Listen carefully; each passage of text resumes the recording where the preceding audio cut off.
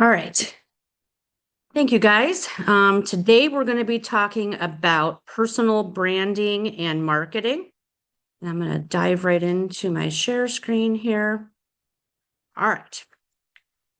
I'm hiding you guys over here at the top. So if you have any questions, please let me know and just unmute yourself.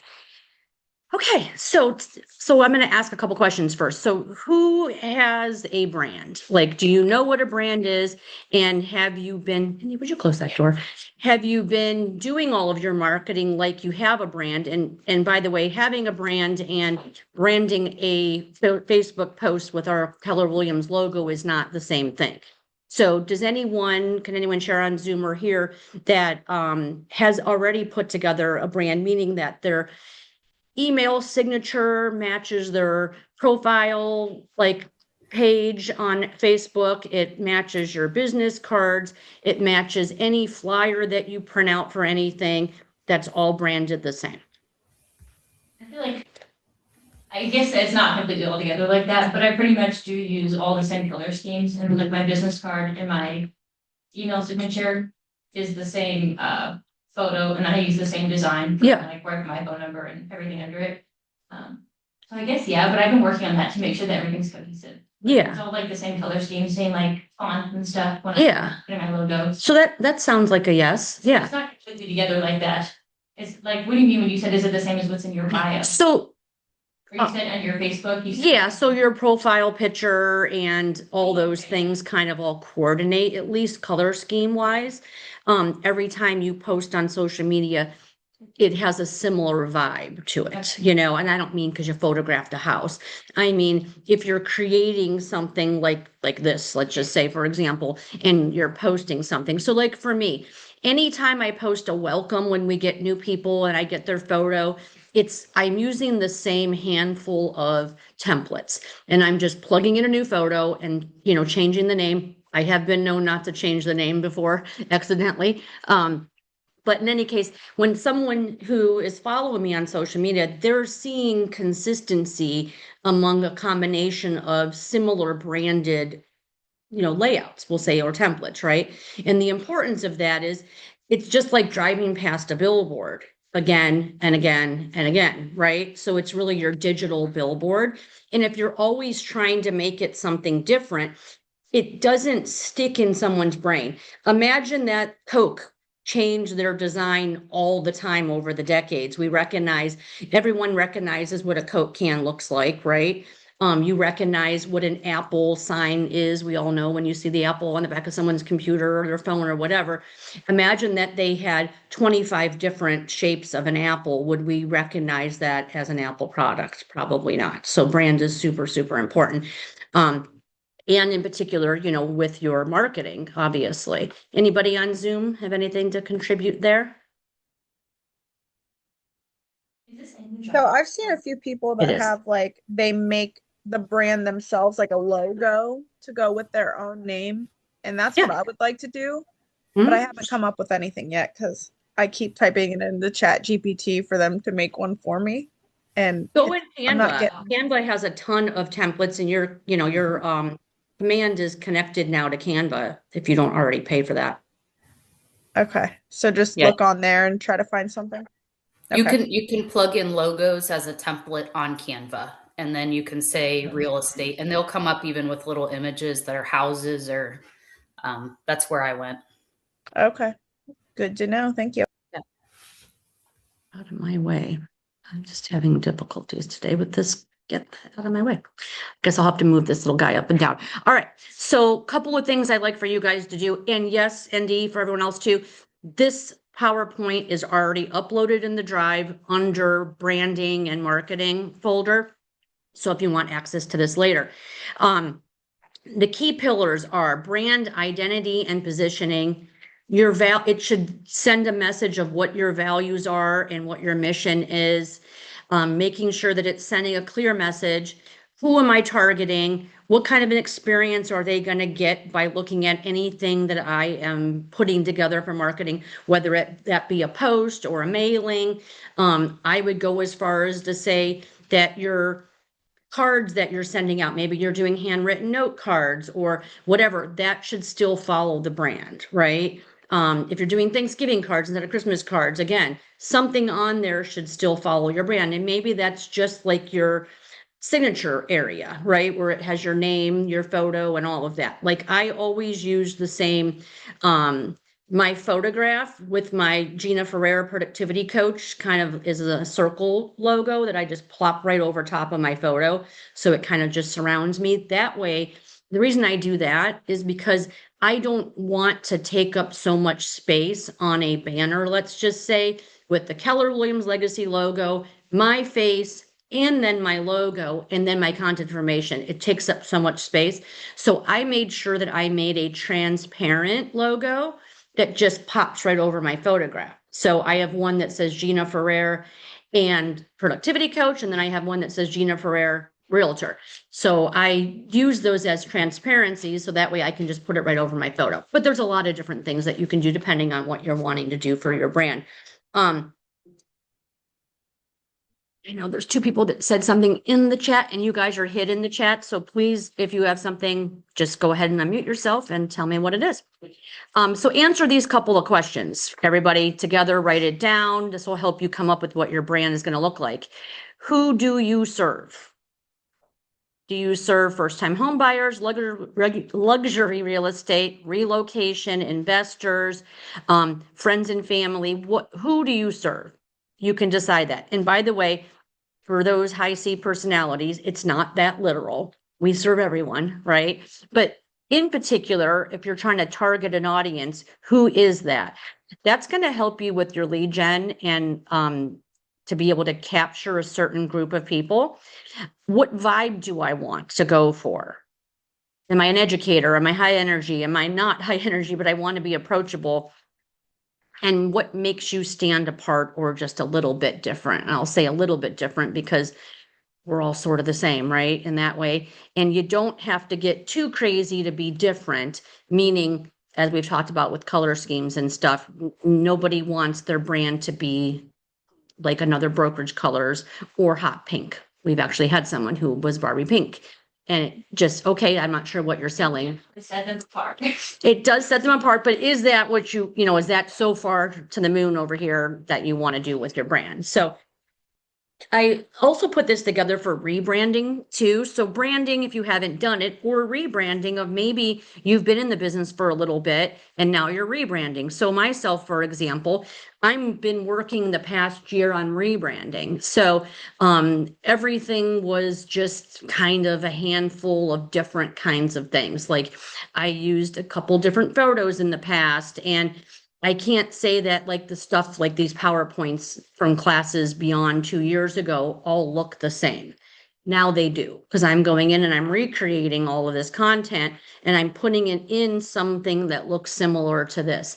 So this way it's more recognizable to all of you, or whatever I decide to do with that information in the future. At least it's branded. So branded not only with colors, but with my information. So you'll notice, again, I'm branding GFKW coaching. So everything that I do is going to have that GFKW coaching on it. Some people like to do every single page. I think it starts to get too busy when every single page has all my information on it, as long as the cover or the cover and the last page do of whatever it is. I think it's, enough. So what are your colors? So thinking about that now, if you leave here today having some idea of a guide, what color combination did you want to go with? Making sure that your fonts are the same and basic formatting are similar.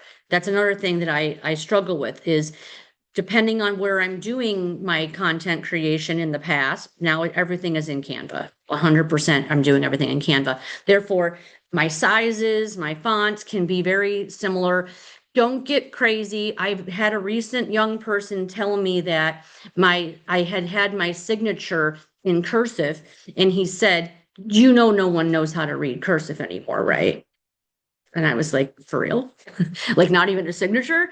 In any case, so don't try to get too sketchy with your fonts because some people might not actually be able to read it. So it's fine. I think in a signature, it's fine.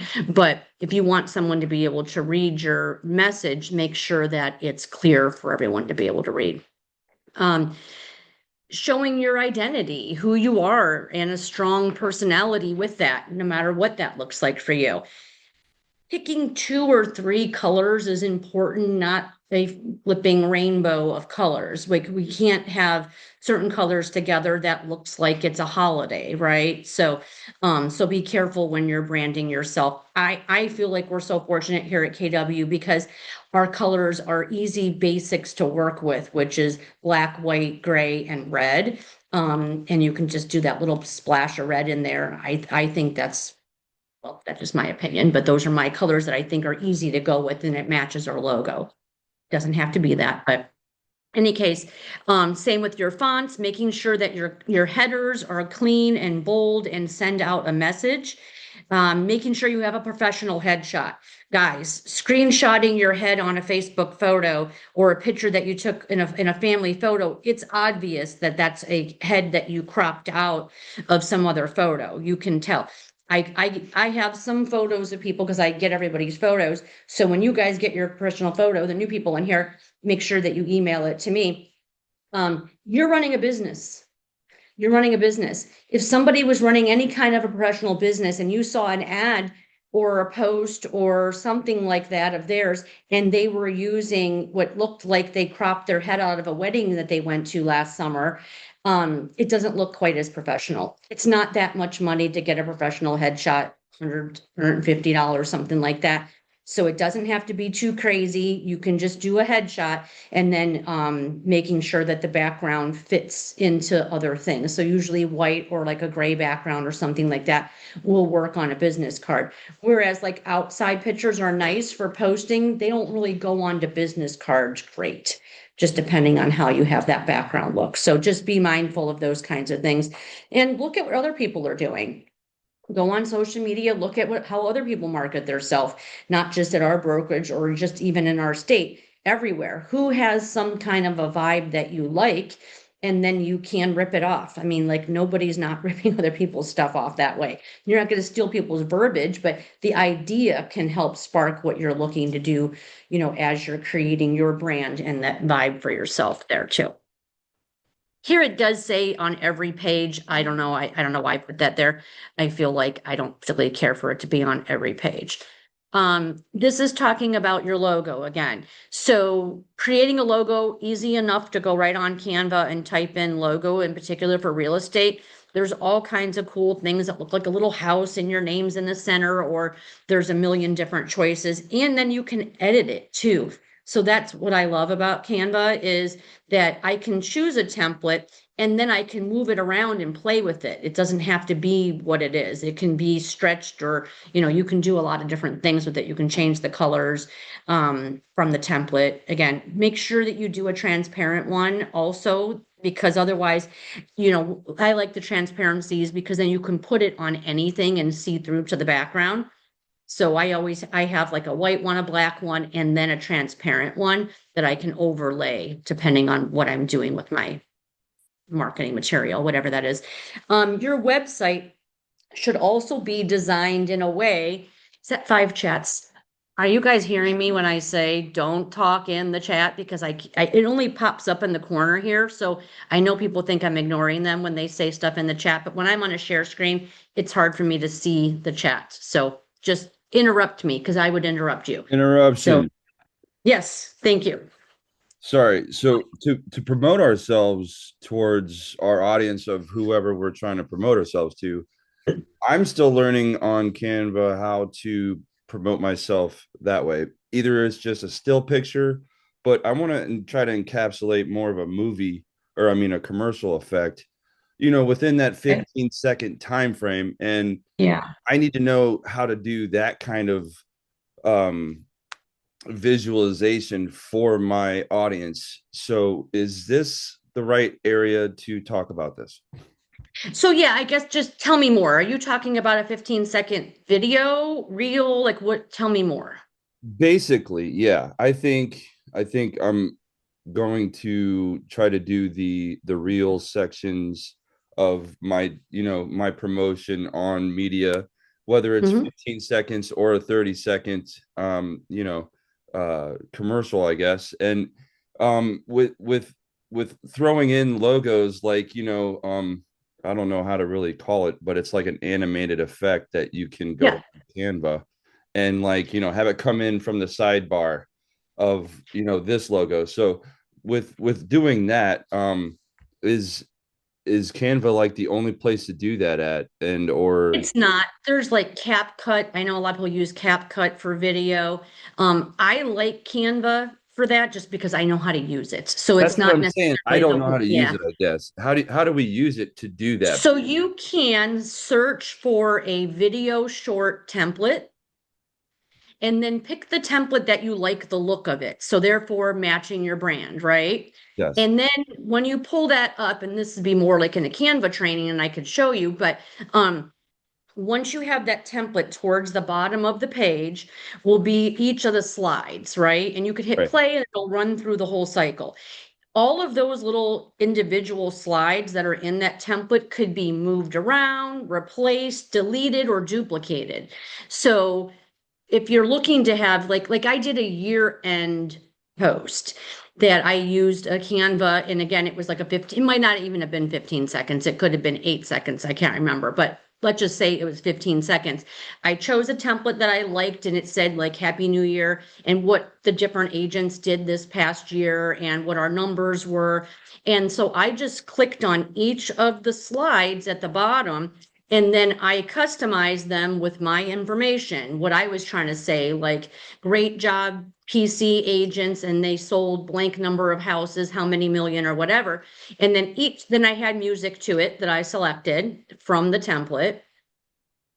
And then I branded it with my logo in places that I wanted. So, like the first slide maybe had my photo in it. Mm. And then the last slide had my logo or something like that too. So does that make sense?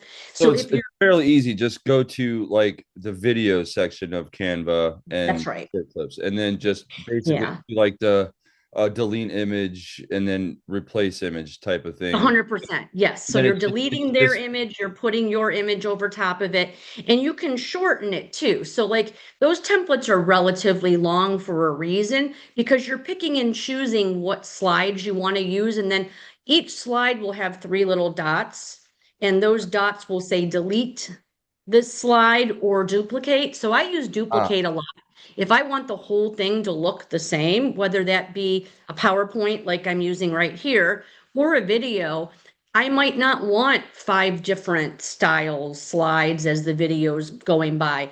Then I can hit the three little dots and hit duplicate and then pull the image out, put the new image in and keep going, right? So yeah. that's going to be a video, but a PowerPoint slide video and not a personal, I'm with my phone over here and some kind of a stick and I'm videoing myself I talking. got you. I So got you. Yeah, makes sense. that makes Amanda sense. is a great resource too to use Yeah. for that. And YouTube, if you plug in on like Google, just what Canva can do, if you ask it if it can make a commercial, it'll give you step by step. And you can even go into YouTube and find some of those videos. So I've taught myself a lot on there that I never knew just by following those steps. But Amanda's a great resource too. Thank you very much, ladies. Appreciate it. You're welcome. No problem. Pam, I see you had your hand up. We're just going to share the same thing. Amanda's pretty helpful. Can you hear me okay? We sure can.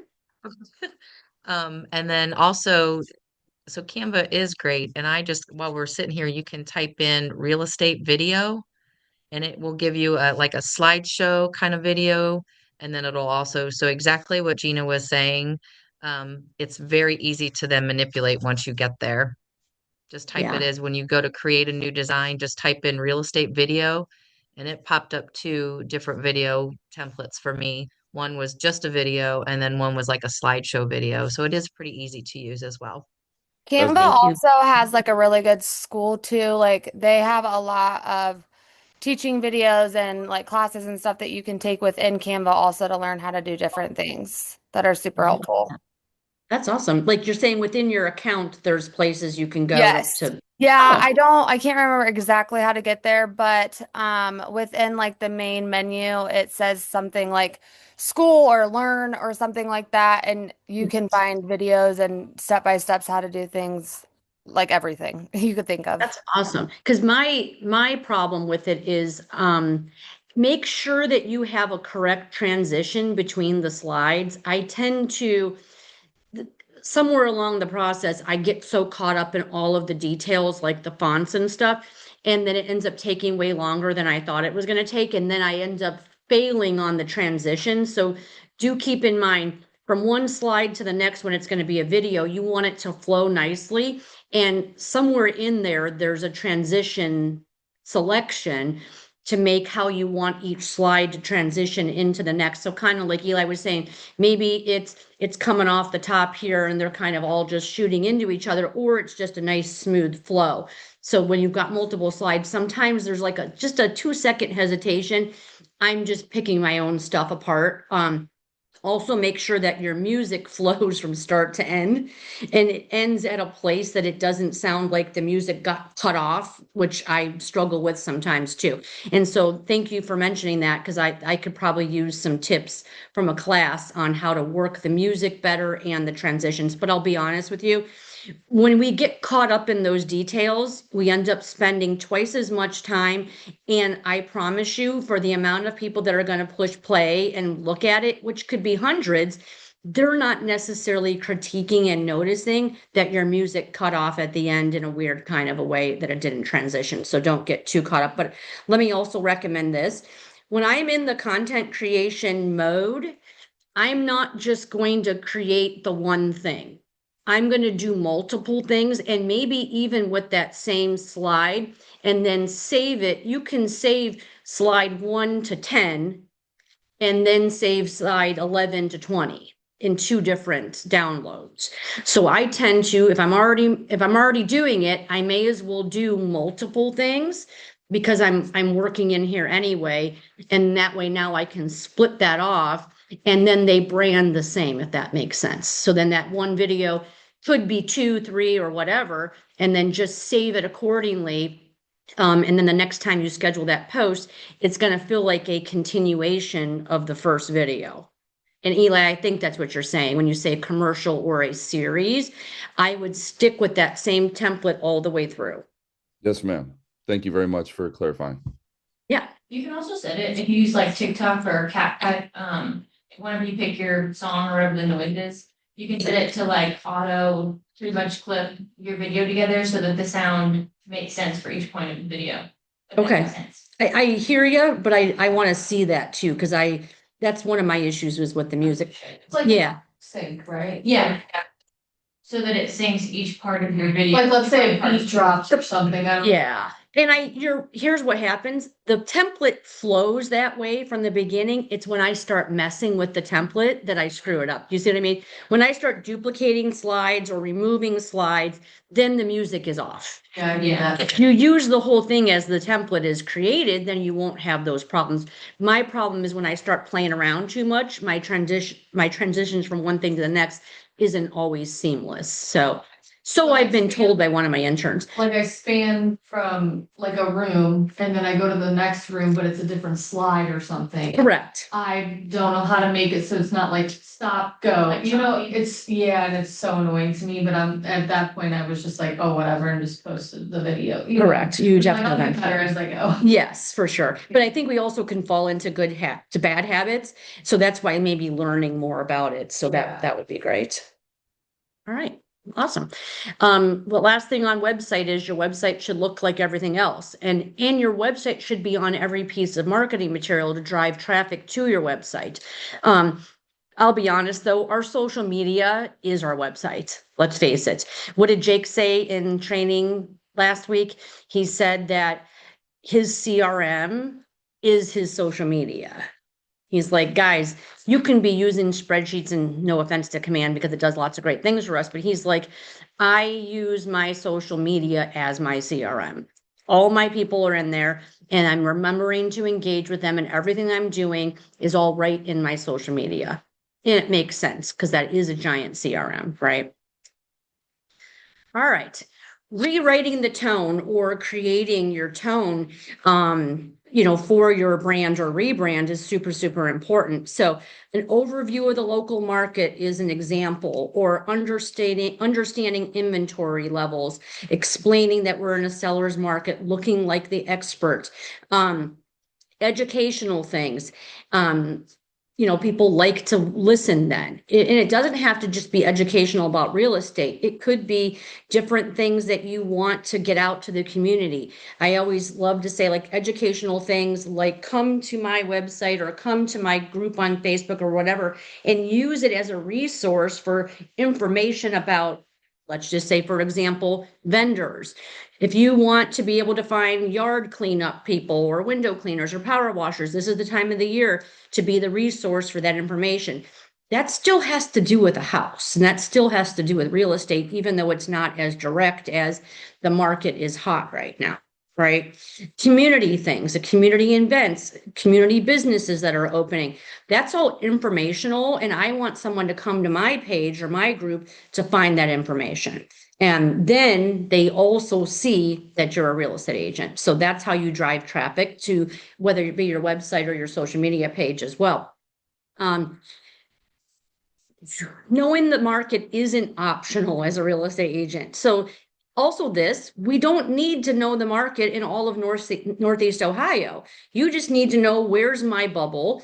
Where do I live? What's going on in the market in the area that we live? I mean, I would definitely say our market here in the Stark County area and neighboring counties is a certain kind of way that's also different than the market in Columbus and Cincinnati.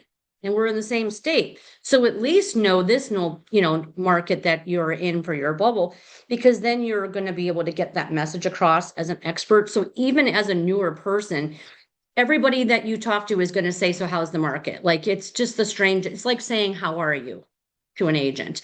How's the market? We should know at least that the market is good and that it's still a seller's market, that kind of thing, if that makes sense. All right. Who has a unique selling proposition, or does even know what that means? I know what it means, but I don't know that I know what mine is. Tell us what it means. Like pretty much what sets you apart from all the other realtors, why somebody should work for you. Yeah, so give me an So it's example. to say that I don't, like, somebody asked me, I really don't know. That's okay. Your So hook. anybody on Zoom? What's your hook? Do you have a coupon? What sets you apart? I'd say a coupon would set you apart from most. Or like what you were saying before, a commercial of your business. So I'll give you an example. My unique selling proposition is this set aside real estate for coaching. Mine is to find and help new real estate agents grow to be successful. That is my unique value proposition. I locate people that are thinking about a career in real estate. I help them get into real estate, maybe sometimes helping them get real estate classes. Some of you I met after that fact, but finding and helping people get into real estate to help them have a successful career in real estate. My success is through your success. That's my unique value proposition for my business, GFKW Coaching. But as a realtor, So as a realtor, that's just an example, like a template that you can use. So what is it that you're trying to do? So I don't know if Lily's on here or not, but I'm going to throw her in and say, right now, her unique value proposition or selling proposition, same thing, is to help the deaf community know that they can entrust in a real estate agent to help them with all of their needs with a real estate transaction. So she's networking to a particular group of people because she knows how to do sign language. So she's got a little extra edge there. It could be that you're marketing to investors. It could be that, like, start with this. Who am I trying to reach? So back to my example, I'm trying to reach people that are thinking about a career in real estate or are in real estate school to then help them be able to develop a successful business. It's no different than helping a certain group of people. You know what I mean? Yeah. Also, just do this. Say who you are to ChatGPT and say, give me 5 examples of a unique value proposition. Well, I've done that, and mine always goes back to my faith, but then I'm like, can't that be tricky because you can't, like, when it has to do with religion, aren't there like laws against that or something? Like you don't want to use that in your I don't know what you mean. marketing. I thought that was one of the fair housing. Keep this in mind. Keller Williams as a corporation's tagline or value proposition is God, family, then business. Yeah. So here, this I'm going to say when I record, this is why I worry about. I don't give a rat's ass who I offend. Let me be honest. I'm going to promote my business how I want to promote it. And for those who don't like it, don't call me. Yeah. Right? Well, then it's like, I mean, your ideal client, if somebody doesn't align with your views, you probably don't want to work with each other anyway. Or you just don't talk about it. Right. You know what I mean? Like, Yeah. I'm happy to sell houses to people that believe things differently than I do. We just don't have conversations about those kinds of topics, Exactly. right? I mean, that's the climate we're in right now. But let me tell you, before 6 years ago, no one ever worried about that. We didn't live in a world before COVID where people were so sensitive to worrying about offending people. Yeah. If you're too sensitive in today's world, better stay home. So, right? So, I would not be worried about that. But if you don't want, Fair housing or something. I don't know if this. you're thinking fair housing and religion, you cannot discriminate with Okay. fair housing. That doesn't mean that you can't market yourself a certain kind of way. You're not only saying, hey, general public, I'm only servicing people that go to church. Yeah. You know, like that would be discriminating. But I think that's naturally been like people from my church, or that's like mainly been who I've like done business with so far. Yeah. And not even on purpose, it just kind of keeps Well, happening. because those are the people that know you. Yeah. If you're big in your own community or you're big in, let's say, your children's sports activities or whatever that might be, it's because that's where you're spending your time. So is that part of your, I guess, your unique value proposition? Well, sure. Okay. Why not? And it doesn't have to be, but it certainly could.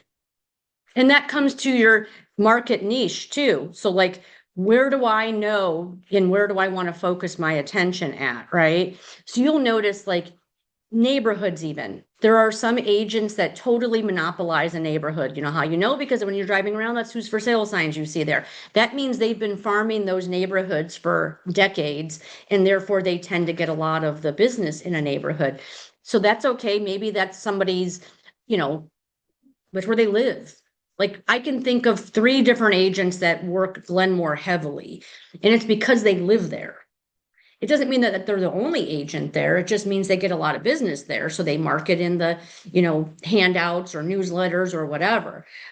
So just keep that in mind. Do you even have a niche market? Maybe you don't, and that's okay.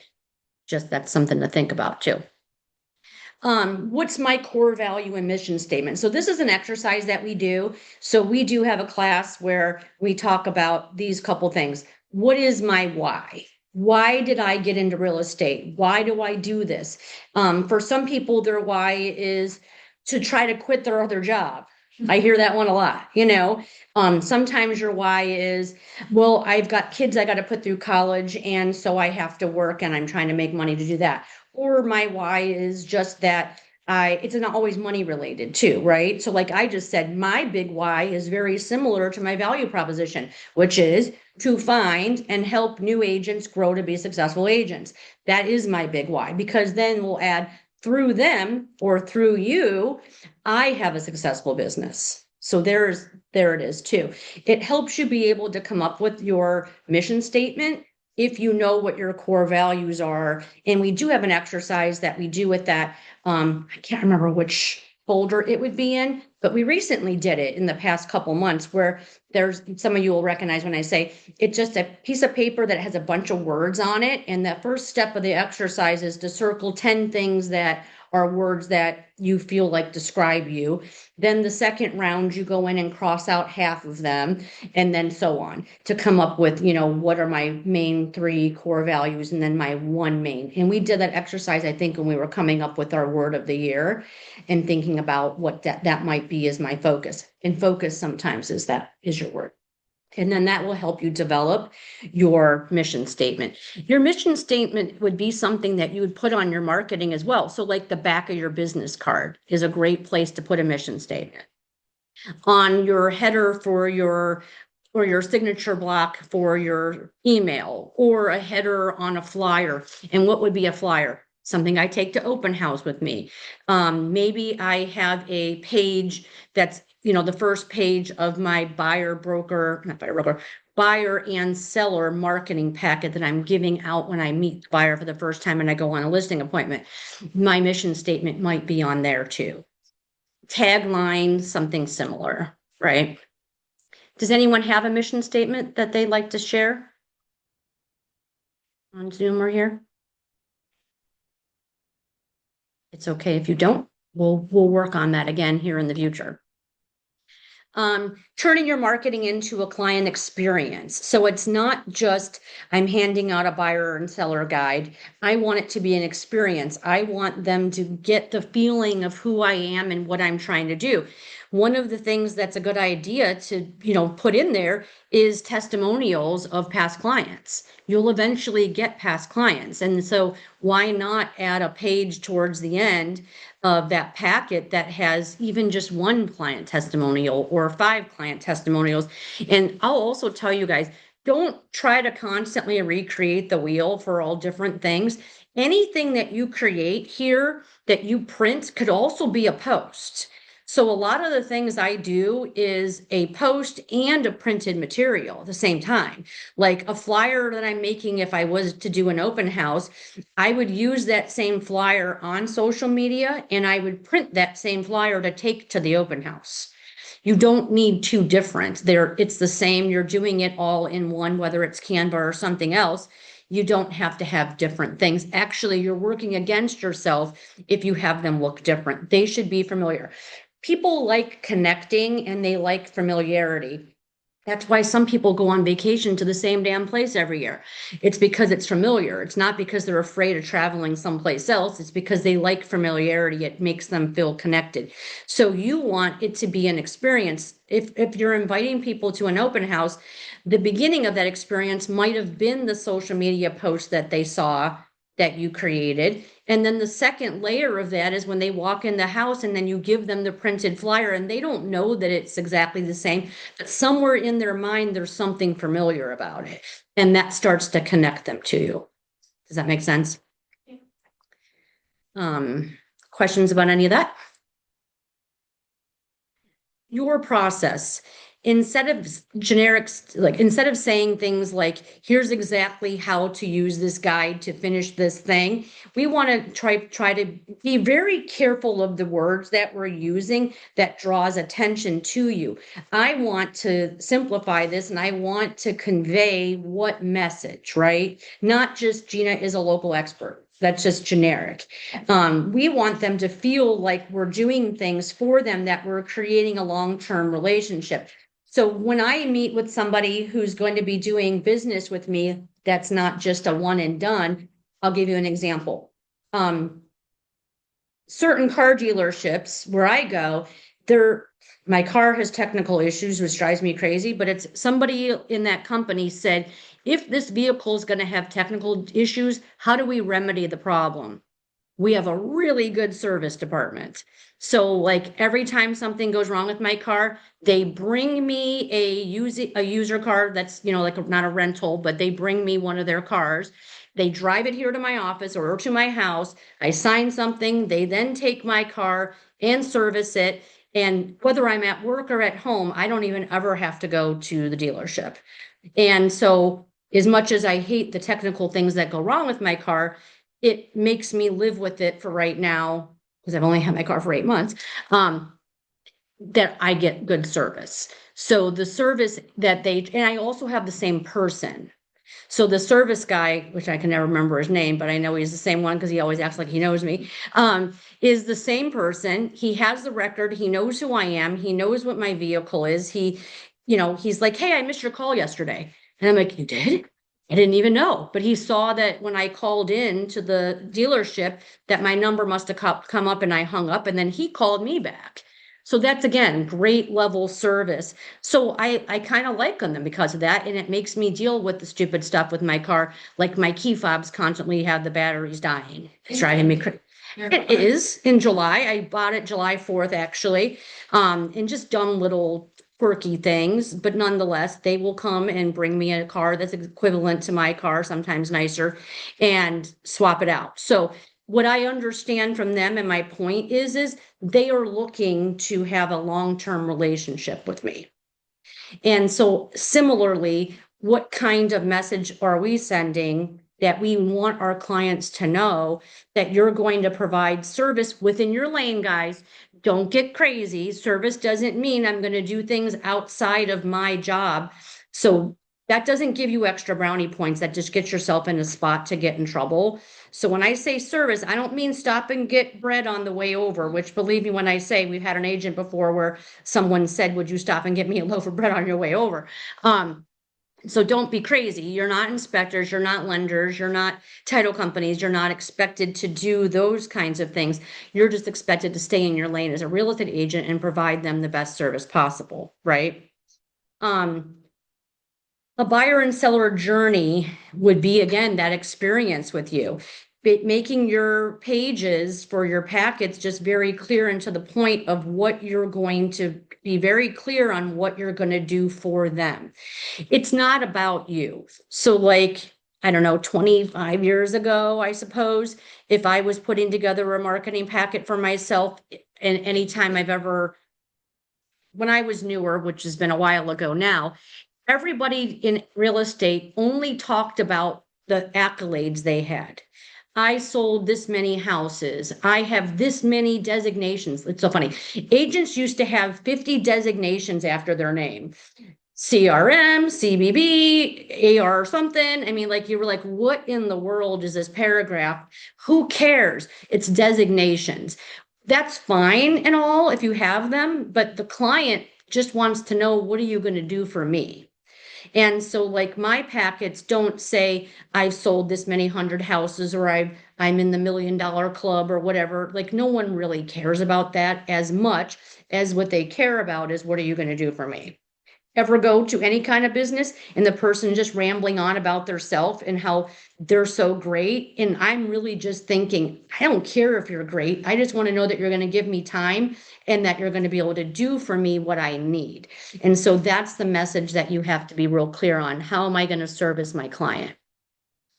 Again, with in particular branding, customer experience always in mind. You want to build trust and you want to show your expertise. So being careful about what that looks like for you.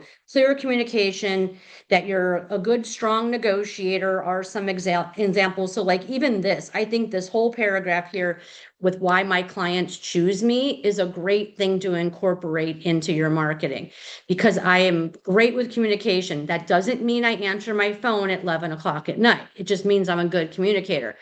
I would constitute this for good communication.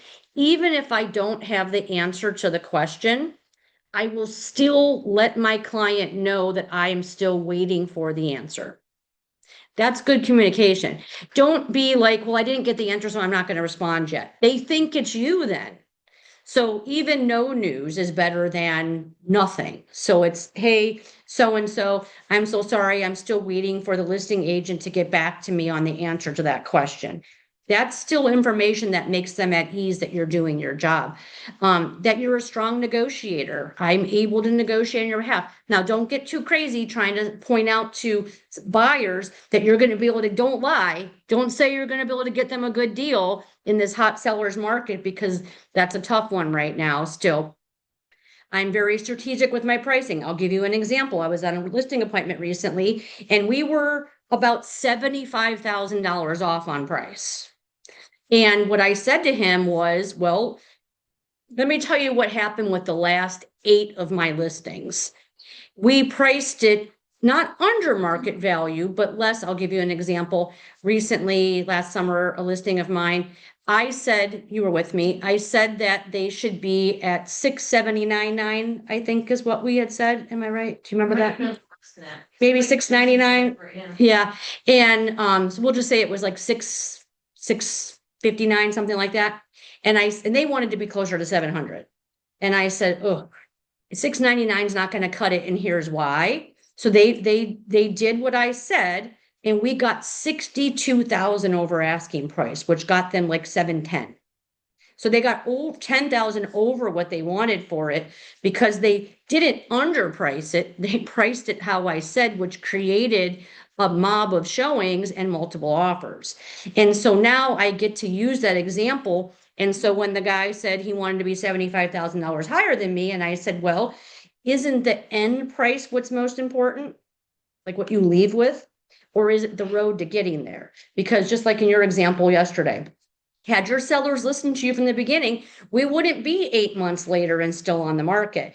And so that's the kind of thing that I'm using. And people like real life examples too. So if you're new, that's okay. Use the ones you hear here. You don't have to interject and say me. You can just say, well, I know of a situation, many, that this is the case, right? We can change that wording. It also makes you look like the local expert for sure. Social proof is something that is proving evidence on social media that you know what you're talking about, right? So that you can say, I mean, like everybody researches, everybody don't assume that when you're meeting someone for the first time that they haven't gone on social media to look you up. So let's just start with this. There should be something. There should be something there. So we should all be working on growing our social media, our friends and our posts. I've mentioned this before, but I figure I'll mention it here too.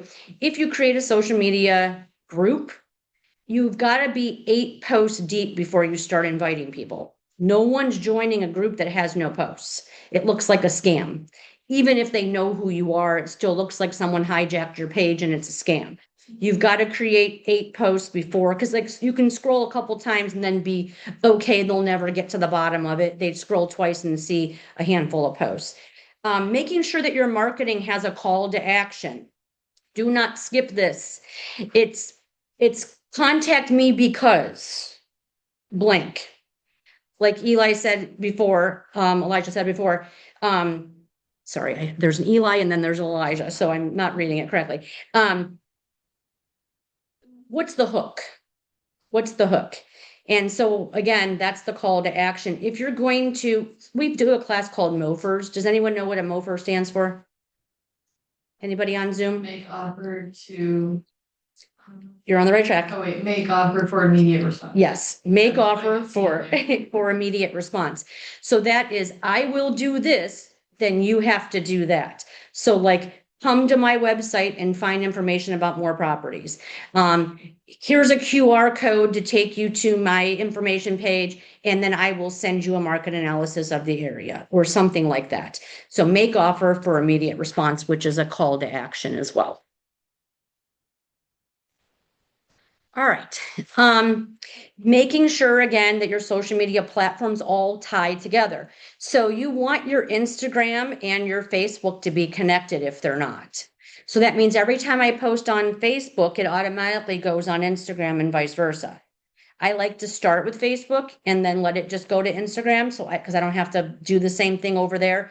So make sure that they're connected and make sure that they're branded the same, of course, same colors, same tone, same type of messaging will make it much more clear. Again, it's like that billboard. Now you've driven past, like there's that billboard on Fulton over there by Winking Lizard and the same person's on it day after day. And when I go by, I don't maybe think about them until I drive by, but when I see it again, I'm like, there they are again, right?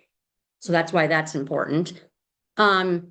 Client focused, that just means what's going to hook them again, what's something, but if we don't know who our audience is, you can't hook everybody.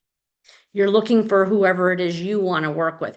If you're opening a business and it's a restaurant, you get to decide if it's a pizza joint or a seafood restaurant, right? So it's very similar. This is the kind of thing where people don't realize when they come into real estate that you've opened a business and didn't get a job. And then we need to figure out what that business is. So what is it that I'm trying to sell? And we can convey that by our brand. That's again, back to what is my voice and what is my tone and what kind of a personality do I have that I want to show, right? I knew I made this really long, so I'm trying to now speed through it. So, slogans and taglines. Again, that's something great to put on the back of your business card or to put at the bottom of a page of something that you've created. Making sure that everything that you do has the same thing. Maybe you want to You have a blog. Somebody on here, Brittany, is it you, who was doing blogs and connected that to your social media? I don't know if she's still there. I did it for like 2 times and I never kept up with it. Yeah. But And most of my stuff was on my Facebook, so it was just kind of like, it was creating more work. there's a blog option on your website. Yeah, that's what I was Yeah. thinking, and then I Yeah, was that's posting about it to my Facebook. that's me, Gina. Yeah, sorry, I couldn't get it to my computer's That's acting okay. slow. I thought so. Yeah, and I've been doing, now that I'm doing YouTube videos, I'm trying to connect a blog to that as well. So trying to connect all the social media realms. Yeah, don't double duty it. You know what I mean? All your stuff should be able to be accessed and connected as one so that you don't have to do things in multiple places. Is that what you're saying?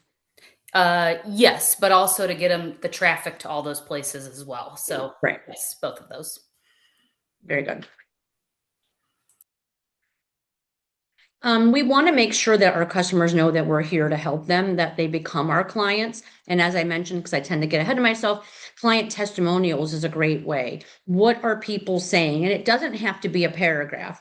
By the way, a social media post could be asking somebody to write a review that you're allowed to copy and paste and put on your social media. So what are people saying?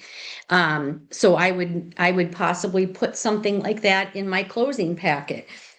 Make a flyer about it and make sure that when you go to the closing, it says, you know, I love my clients and I hope they love me. Please write a testimonial that you can email me and I'll post it for you. Now, not all sites will let you do that, but certainly on your social media, you could. Zillow and some other places, they have to go on and do it. In that case, what I would recommend you do is send a follow-up email. People aren't going to take a postcard or a flyer and then take the time to, like, I don't know why, we're just not going to take the time to type it in. So if you send them an email or even a text message with the link directly to, then they're much more likely to write their review for you. You can do a Google review. There's a million different places that people can do those testimonials, which get you business. I mean, sometimes I don't even look, and someone reached out to me maybe last summer and said, you know, I how did you connect with me? And they said, oh, I saw a really great Google review. And I was like, oh gosh, I wonder what it was. I had no idea. So making sure that you're monitoring those things too is my point. It kind of gets old after a while. So we go in those moments where I'm looking at that kind of stuff all the time and then I forget about it, but it's always out there, right? So here's the exercise. Google yourself. And I'm going to forget this and I'll try to remember because I know we have a new group of people here. Go on ChatGPT and ask it who is, so like I did this, who is Gina Ferrer, the real estate agent in Ohio? Who is she? And then it's going to tell you what they find on the web about you. And it better be information that you want out there in the world, right? And then you can utilize that. And then you can tell ChatGPT to optimize visibility. Give me 10 things I can do to make me be showing up on the top of the list. And so I mentioned this a little bit ago, word optimization, and that might be on another slide. Making sure you're saying the right keyword so that you show up in different Google searches is super important. Your reputation obviously is important. So like I just used the example, I didn't know that I had a really good Google review out there, but what if I had a really bad one? So monitoring what's going on in your presence online. Honestly, I would make a note in my calendar to check who is Gina Ferrer real estate agent in the Ohio area once a month to see what pops up. And have I done anything out there in the social world to kind of grow it? Or is there a bad review I didn't know about or something like that? It's amazing to me when I tend to look at reviews of restaurants that I've never been to if I'm going to drive far for one, because I will drive far for food. Anyway, but I look at the reviews and it blows my mind that businesses don't take down, because they can, the bad reviews, because they aren't monitoring it. They're not monitoring their business. So not that anyone would ever have a complaint against them, but you should be monitoring who you are on the internet world at least quarterly, I'll say. Once a month might be heavy for you to do that, but at least quarterly you should do that. Some important stuff before we run out of time here. Make sure you have a marketing plan. It's not just willy-nilly here. We have to put a plan together, starting with, of course, what's on my GPS, and is marketing one of those things, and how do we put that business plan together to be able to, you know, again, send that message that you're looking to get out to the general public. Your brand should be a reflection of you and your dream customer. So keep that in mind. Some effective ways to get started. Choose the right platforms.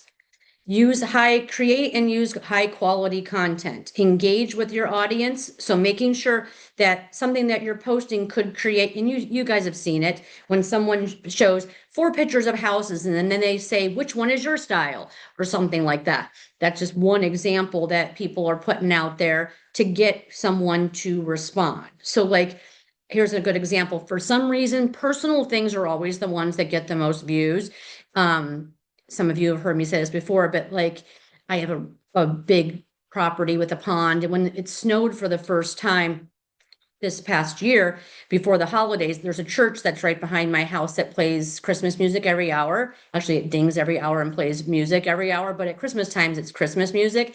I went out, it was snowing, it was the first snow, and they were playing a Christmas song, and I just did like a 10-second snippet of a pan out of my backyard. You can see the church in the distance, and I said, I could have just posted it, but I said, oh my gosh, they're playing my favorite Christmas song. What's your favorite Christmas song? I mean, I was blown up with that little quick video. I had 1,000 views on it, like in the first 5 minutes, and people engaging. I mean, I can tell you that sometimes when I get on Facebook right now, that post is still loitering out there and shows up. And it's nothing to do with real estate, right? But it gets people to get traffic to your page. Hashtags are super important to get them back to your page. Keywords, there's again that keyword optimization. Analyzing, which is to audit your stuff regularly and adjust when needed. Collaborate, host events, maybe showcase your expertise. Tell everybody that you're hosting. I know Emma, I think it was, said she was putting together a basket that she's going to be raffling off on social media. You don't even have to spend the money on it. You can find our partners to donate to a basket or a gift card or something like that.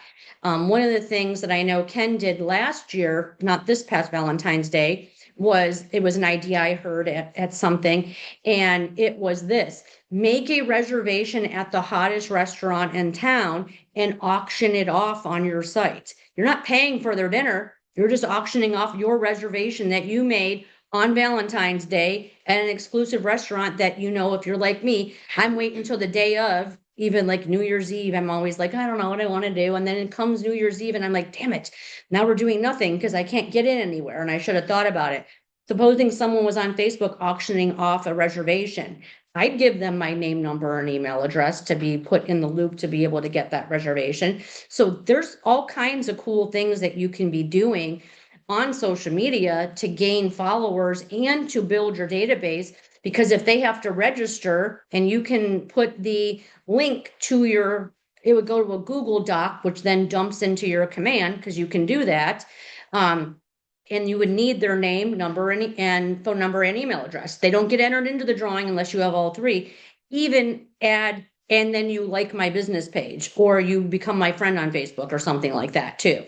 So there's all kinds of things that cost no money like that out there in the social media world.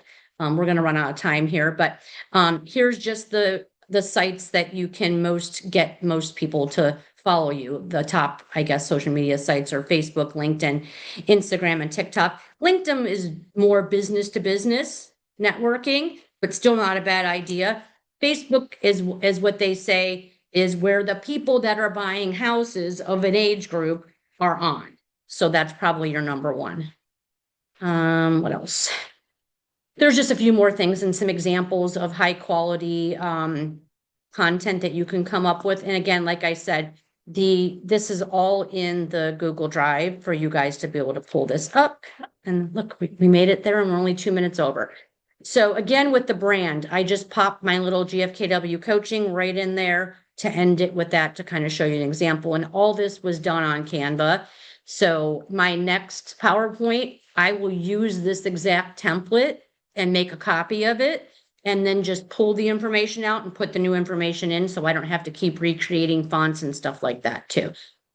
I'm gonna stop share just to see if anyone has any questions real quick here. And then we will go for today.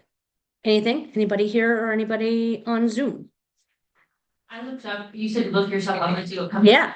And it gave me a whole bunch of observations. It says likely positions yourself as a faith-led, relationship-focused agent. And then emphasis on clarity and calm experience differentiates her from high-pressure salesy agents. I don't know where they got all that from though. Is it just your social media? It's- that ChatGPT telling you? Yeah, It's and it what told it's me learned like, about you from like what you ask it and stuff. it's telling me based off of like what it's found about me on the internet. But I'm like, unless that's just from social media, and it's like Oh, well, social media. I mean, like if you don't have a Google page or something like that, or maybe are you using your website for KW at all? what do you mean using it? Do you have a website and you have a bio on there? Oh, yeah. So it pulled from your bio, perhaps. Do you know what I mean? Like your posts and caption, Okay. Yeah. like you're not like being super salesy in your captions, maybe. I don't know. That's interesting. I didn't know it could like tell you all that. Yeah. I guess I never thought about it. So audit yourself every once in a while and see what it says. It's always kind of a fun little exercise. Brittany, did you have something? I was just going to say that's one of the best things you can do to revise your biography on stuff too. Like not word for word, but whatever Chat GPT sees, if you're asking for certain projects, that's how it gains different things. If you're put your GPS in, any of those caricature things that have come out, like there's all those different things. Chat is just kind of keeping track of that. So if you use it consistently, that's where it gets a lot of that information. But you could use it for your biography and get a little bit more, plump it up a little bit. I love that. I pay the $20 a month for chat because I created my own AI assistant. And so like when I log in, it says, which GPT do you want to use? Because I have multiples and I have one that's Gina, a cartoon as a real estate agent. And that one knows everything I've ever done. I use it to help me come up with content sometimes, and it remembers everything. And I keep that one in a real estate lane. So when I ask a question, even if I didn't want to know a real estate answer, it's going to find a way to turn it into real estate. I have to remember to use a different GPT. So that way I can just be like asking basic stuff about anything. Like even if I ask, hey, do I need an aerator and where do I find a fountain for my pond this spring? If I ask the real estate one, it's going to come up with all this stuff about why a real estate agent would be marketing that, so you have to make sure that, and so it does do that though. It's going to remember those things because you're feeding it. So, definitely use it. All right, guys, thank you so much. I don't want to go too far over here. And we will see you later in the week. Bye-bye.